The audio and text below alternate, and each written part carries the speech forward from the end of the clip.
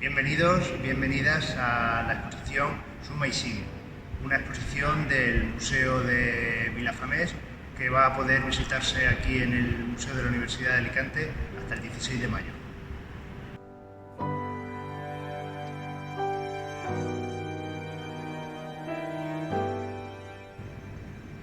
Para esta ocasión, los responsables del Museo de Vilafamés han seleccionado una treintena de obras de sus fondos.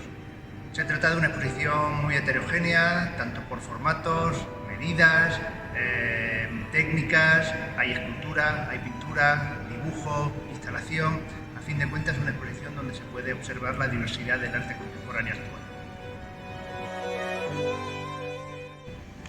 Los artistas que se pueden contemplar en esta exposición vienen de diferentes partes de España.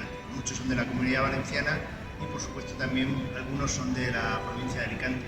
Algunos de ellos, Joan Castejón, Pepe Azorín, María Dolores Mulá o, por ejemplo, Pilar Sala.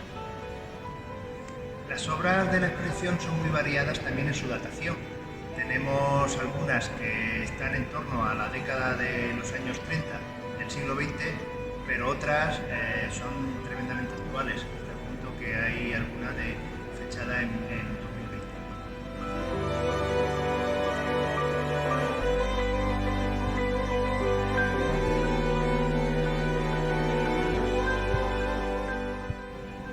El Museo de Vilafamés se inauguró en el año 1969 gracias al empeño y al impulso de Vicente Aguilera Cerny, uno de los grandes críticos del arte de aquel momento. Les invitamos a que visiten esta exposición, que estará abierta aquí en el Museo de la Universidad de lunes a viernes desde las 9 de la mañana hasta las 8 de la tarde y los sábados y domingos de 10 de la mañana a 2 de la tarde.